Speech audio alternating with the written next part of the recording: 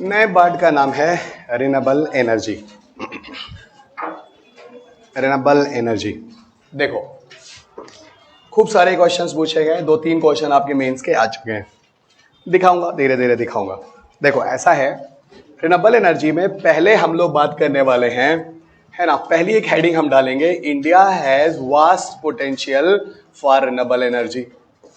यानी भारत के पास renewable energy की अच्छी खासी क्षमता है ना, vast potential of renewable energy.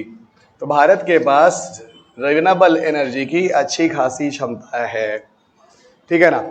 कैसे है क्या है हम लोग पहले बात करेंगे। ये आपके लिए एक अच्छा सा मेंस का क्वेश्चन है और ये सदाबहार क्वेश्चन है हमेशा आने वाले युगों युगों तक। क्या पता आपके बच्चों को जब मैं पढ़ा रहा हूं आज से 25-30 साल बाद, उस समय भी ये क्वेश्चन रहे। 25-30 साल तो पढ़ा ही लूंगा अभी, कोई दिक्कत नहीं है। तो India has vast potential of renewable energy, ठीक है। सुनो बच्चों, ऐसा है, अब हम इनमें आपको थोड़े थोड़े पॉइंट्स बता रहे हैं। पहला पॉइंट पहला पॉइंट, अगर आप इंडिया की ज्योग्राफिकल लोकेशंस को देखें, यानी भौगोलिक स्थिति को, तो क्या मिलेगा ज्योग्राफिकल लोकेशन में? India is close to equator. तो पहली बात हो गई, India is close to equator, यानी भारत इक्वेटर के पास है। India is close to equator, ठीक है। तो भारत जो है वो इक्वेटर के पास है, पहली बात हो गई, ठीक है। अब अगर भारत जो है वो इक्वेटर के पास है तो भाई इससे फायदा क्या है? दो बातें हो सकती हैं। दो बातें क्या, दो फायदे हैं। पहला फायदा यह है कि हमारे यहाँ गुड सोलर इंटेंसिटी है। हाँ सर, सूरज की जो विकिरण वगैरह है, जो सोलर इंटेंसिटी है, वो अच्छी खासी हमारे भारत में आती है। गुड सोलर इंटेंसिटी, पहली चीज हो गई, हमारे पास सोलर इंटेंसिटी भैया भरपूर है, अच्छी खासी है, फर्स्ट पॉइंट। दूसरा क्या है, हमारे कंट्री में मोर ड्यूरेशन ऑफ सनलाइट मिलता है। More duration of sunlight throughout year, पूरे साल हमारे भारत में अच्छा खासा सनलाइट होता है। More duration of sunlight throughout the year, ठीक है। हमारे भारत में अच्छा खासा सनलाइट होता है। So more duration of sunlight throughout year. हम अगर यूरोपियन कंट्रीज होते, थोड़ा ऊपर रहते अगर ग्लोब पर, तो भाई वहां सन की लाइट कहाँ होती ज्यादा। तो कहने का मतलब है, यहां पर मैं कह सकता हूं, इसका सीधा मतलब है कि हमारे पास सोलर एनर्जी का अच्छा खासा पोटेंशियल दिखता है। पहले स्टेटमेंट के ए और बी पॉइंट से दिखता है कि नहीं दिखता है? India have a good potential of solar energy, और सोलर एनर्जी वैसे भी it is one of the example of renewable energy. Clear? It is one of the example of renewable energy. वहीं हम दूसरे पॉइंट्स की तरफ चलते हैं, ठीक है। वहीं हम लोग दूसरे पॉइंट्स की तरफ चलते हैं। क्या है दूसरा पॉइंट? सुनो बच्चों, दूसरे पॉइंट में क्या है आपको बताऊं, हमारा जो कोस्टल एरियाज है वो भी अच्छा खासा है, ठीक है। India has a dominating coastal areas. तो दूसरा हो गया, हमारे पास अच्छा खासा प्रभावी रूप से डोमिनेटिंग कोस्टल एरियाज है, ठीक है। समुद्र तटीय क्षेत्र वगैरह जो बोलते हैं, डोमिनेटिंग कोस्टल एरियाज हैं। और डोमिनेटिंग कोस्टल एरिया पे वेस्टर्न कोस्ट देखो, ईस्टर्न कोस्ट देखो, हर किसी को समझ आता है। यहां पर भी दो बातें हो सकती हैं। जैसे पहले वाले स्टेटमेंट में दो बातें हो गई, दूसरे वाले स्टेटमेंट में भी दो बातें हो सकती हैं। कौन सा? पहला देखो, कोस्टल एरियाज के पास होने की वजह से एवरीबडी नो अच्छा खासा ओशन एनर्जी का हमारे पास पोटेंशियल है, ठीक है। हमारे पास अच्छा खासा ओशन एनर्जी का पोटेंशियल है, this is the first point, ठीक है। ओशन एनर्जी का पोटेंशियल है, आपको बताऊंगा आगे कैसे कैसे क्या क्या है। तो we have a good potential of ocean energy, first point. दूसरी चीज यहीं पर आपको बताता हूं, सुनना बच्चों। तो we have a good potential of ocean energy. दूसरी चीज आपको बताऊं, आपकी इंडिया में जो कोस्टल एरियाज है ना, अगर आप ऐसे कोई घूमने गया हो तो आपको पता होगा, सर अच्छा खासा विंड की स्पीड वहां होती है, सर हवा चलती है, चलती कि नहीं चलती है। और अगर आपको थोड़ी ज्योग्राफी पता होगी तो पता होना चाहिए, प्रेशर डिफरेंस अच्छा खासा होता है। लैंड जो होता है वो सन की लाइट में गर्मी होकर वहां की हवा ऊपर उड़ जाती है, और पानी सन की लाइट में भी ठंडा ही रहता है। तो प्रेशर डिफरेंस ज्यादा होता है, हवा चलती है समुद्र से कोस्टल एरियाज की तरफ। तो यहां पर अच्छा खासा गुड विंड स्पीड है, और इसीलिए यहां पर अगर गुड विंड स्पीड इस एरिया में मिल जाता है कोस्टल एरिया की वजह से, तो कहीं ना कहीं ये अच्छा खासा विंड एनर्जी का पोटेंशियल भी हो जाता है। और इसीलिए आपको बताऊं, तमिलनाडु को जनरली माना जाता है भारत में सबसे बड़ा विंड एनर्जी पोटेंशियल वाला स्टेट। अच्छा खासा कोस्टल एरिया है भाई, ओके, अच्छा खासा कोस्टल एरिया है भाई। अब देखो ये चीजें सोच सोच कर जोड़ जोड़ कर समझना। मैंने बोला आपके पेपर का क्वेश्चन पूरा कंसेप्ट है, ठीक है ना। आप चाहे प्रीलिम्स की तैयारी कर रहे हो, मेंस की कर रहे हो, इंटरव्यू की कर रहे हो, एक ही तैयारी तीनों जगह होती है। जो नॉलेज हो गया यही नॉलेज आपका कॉन्फिडेंस होकर इंटरव्यू में बोलेंगे, इसी पर आपके मेंस और इसी पे पीटी के क्वेश्चंस होंगे, ठीक है। तो पहला पॉइंट हो गया और दूसरा पॉइंट हो गया। अच्छा, और आगे चलते हैं बच्चों तीसरे पॉइंट की तरफ। तीसरा पॉइंट आपको बताता हूं, सुनो। आपको पता है जो विंड एनर्जी के लिए विंड टर्बाइंस होते हैं, कल बताऊंगा आपको, मतलब अगले लेक्चर में आपको बताऊंगा, ठीक है। विंड टर्बाइंस होते हैं, पवन चक्कियां, सुना हो, देखा होगा, बड़ी हाइट वाइट पे होती है। कैसे वो इलेक्ट्रिसिटी बनाती हैं वो मैं आपको बाद में बताऊंगा, लेकिन हाँ एक चीज जरूर बताऊंगा, उन पवन चक्कियों को यानी विंड टर्बाइंस को घूमने के लिए, है ना, एक विंड की स्पीड होती है जो जरूरी है और जो बोला गया है। For wind energy generation minimum speed of wind should be 8 kilometre per hour. For wind energy generation minimum speed of wind should be 8 kilometre per hour, ठीक है ना। For wind energy generation minimum speed of wind should be 8 kilometre per hour, ठीक है ना। तो wind energy generation के लिए, है ना, विंड की जो न्यूनतम स्पीड है वो कितनी होनी चाहिए, 8 किलोमीटर पर आवर, ठीक है ना, fine.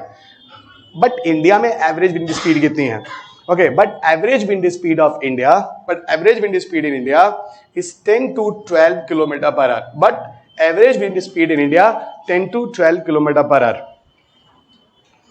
Okay, but average wind speed of India is 10 to 12 kilometre per hour. तो ठीक है ना, हमारा औसत जो है विंड का वो कितना है, 10 से 12 किलोमीटर पर आवर का। इसका मतलब we have a good potential of wind energy. यह बताता है कि हमारे पास जो पवन ऊर्जा या विंड एनर्जी है उसका अच्छा खासा पोटेंशियल है।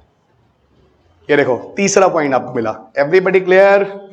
लिखते चलो, समझते चलो, और हर लाइन को लिखते समय समझ समझ के लिखो, बेवकूफों की तरह, अंधों की तरह मत पढ़ना, ठीक है। लगना चाहिए कि 3 घंटे में इतना कुछ सीख कर गए हो, ठीक है। चलो, या 2 घंटे में, 1 घंटे में, बार बार, जितनी भी लंबी क्लास हो रही है।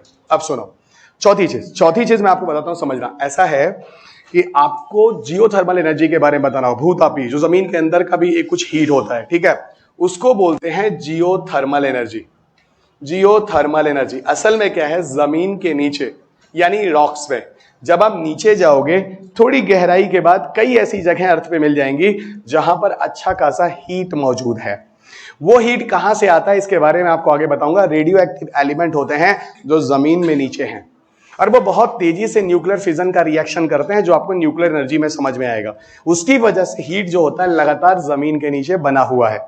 उस हीट को हम नीचे से निकाल कर लाएंगे, और भारत में ऐसे 300 से ज्यादा जगह हैं, यानी मोर देन 300 साइट्स, है ना, of geothermal energy sources also discovered in India, ठीक है। 300 plus sites of geothermal energy sources also discovered in India, इस लाइन को लिख लेना, है ना। 300 प्लस जियोथर्मल, है ना, energy sites also discovered in India, ठीक है ना। तो भारत में 300 से अधिक स्थान ऐसे हैं जहां पर जियोथर्मल एनर्जी सोर्स के रूप में ढूंढे गए हैं। इसका मतलब यहां पर जमीन में काफी नीचे हीट नहीं है, थोड़ा पास में ही मिल जाएगा। कुछ जगह तो ऐसी है जहां जमीन के नीचे की हीट ऊपर निकल कर आती है। एक जगह है जहां मैं गया भी हूं जिसका नाम है मणिकरण। ये पड़ता है जब हम शिमला से कुल्लू मनाली की तरफ जाते हैं। एक गुरुद्वारा भी है, वहां पे प्रसाद विशाद भी है, लंगर वंगर भी है। हम लोग तो भाई लंगर वंगर का खाना टेस्टी होता ही है, ठीक है। तो वहां पर मैंने देखा एक कुंड है, कुंड समझते हो, तालाब वाला टाइप का, और नीचे से बच्चा हीट निकल कर आता है, और वो कुंड चाहे ठंडी हो गर्मी हो गर्म रहता है। गुजरात में भी है, इवन कश्मीर में भी है, इवन हरियाणा में भी है। मैं तो 300 से ज्यादा बता रहा हूं। अरे एक दो ऐसे समझाने के लिए, क्योंकि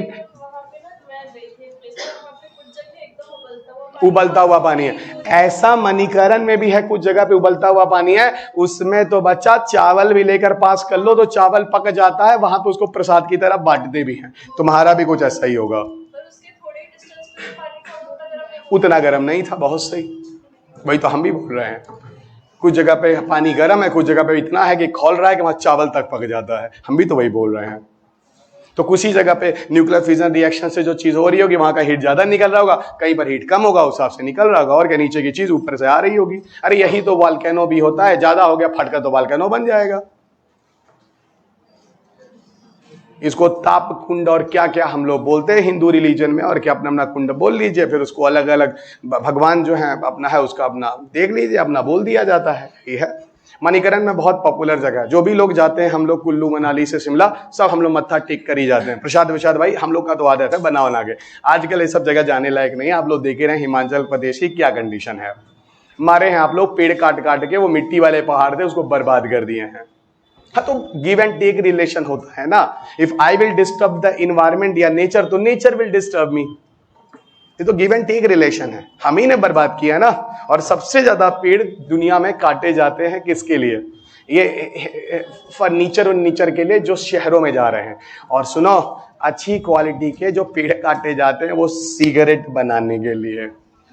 तो जितने लोग सिगरेट पीते हैं वो पर्यावरण को नुकसान पहुंचा रहे हैं। ये मेरा लाइन है, याद रखिएगा। ओके आइए, सिगरेट का जो पेपर होता है वो बहुत ही स्टैंडर्ड है ना, स्टैंडर्ड पेपर बनता है। फिलहाल मैं आपको बायोलॉजी नहीं पढ़ा रहा हूं, किनारे हट जाते हैं। अब हम आते हैं 5वें पॉइंट पर और लास्ट पॉइंट पर, और इस आंसर को कंप्लीट करते हैं। बहुत ही बढ़िया क्वेश्चन, देखो एकदम चीजों को समझते हुए तुम लोग कर रहे हो, कोई दिक्कत नहीं है, ठीक है। अब सुनो बच्चों, ऐसा है यहां पर जो हम कर रहे हैं 5वां मिनट, पता है दुनिया में बायोमास की एक रैंकिंग निकाली जाती है, मतलब बायोडाइवर्सिटी की रैंकिंग निकाली जाती है। किस दुनिया में किस कंट्री के पास अच्छा खासा पेड़ पौधा है, डेंस फॉरेस्ट है, ये फॉरेस्ट है, वो फॉरेस्ट है। तो जो 18-19 कंट्रीज के नाम निकाले जाते हैं, भैया हम लोग हमेशा किसी ना किसी पायदान पे होते ही होते हैं, मतलब कोई ना कोई रैंकिंग हमारी इंडिया की होती है। तो बहुत अच्छी बात है, इसका मतलब India is among good biodiversity ranking nation, among good biodiversity ranking nation, है ना, गुड बायोडाइवर्सिटी रैंकिंग नेशन। यानी भारत पूरी दुनिया में, है ना, बायोडाइवर्सिटी की अगर रैंकिंग निकालें तो हम अच्छे पायदान पर होते हैं। इसका मतलब हमारे पास बच्चा अच्छी खासी बायोडाइवर्सिटी है। और ये रहा, फिर मैं अंत में बता दूं, ये मेरे कोर्सेज हैं जो आपको पूर्वांचल इस एप्लीकेशन में मिल जाएंगे। 7th एडिशन की बुक है, इंग्लिश हिंदी दोनों में है, बाइलिंगुअल कोर्स लेकर आया हूं, जिससे आप में से किसी भी मीडियम का कोई भी बच्चा हो, किताब को अपने सामने रखकर पूरे कोर्स को खत्म कर ले। कोर्स की जो प्राइस है 9999 है, एक्सक्लूसिव जीएसटी है। इसके बाद आपको इसमें जीएसटी भी देना होगा। ये पूरा कोर्स आपको अवेलेबल होगा। अगर कोई दिक्कत है किसी तरह का तो दिए गए नंबर पर संपर्क कर लें। और मैं चाहता हूं कि आप किताब भी पढ़ें। मैं चाहता हूं अगर 15 क्वेश्चन आप लगाते हैं तो 10 हर किसी का सही हो। और मैं प्रॉमिस करता हूं कि क्वेश्चन इस बुक के बाहर नहीं जाएगा। आप चाहे तो 2023 में भी देख सकते हैं, यूपीएससी मेंस में जो क्वेश्चन पूछे गए वो इस बुक से ही थे, जबकि मेंस के पहले किताब छप चुकी थी और मार्केट में अवेलेबल थी। इस कोर्स में आपको ये पूरी किताबें मिल रही हैं। भारत में कहां पर भी अगर किसी भी विद्यार्थी को साइंस टेक अगर अच्छा नहीं है, अगर वो 10+ क्वेश्चन बनाना चाहता है तो इन कोर्सेज को देख सकता है, और चाहे तो अपने किसी मित्र से पूछकर इन कोर्सेज को देख सकता है।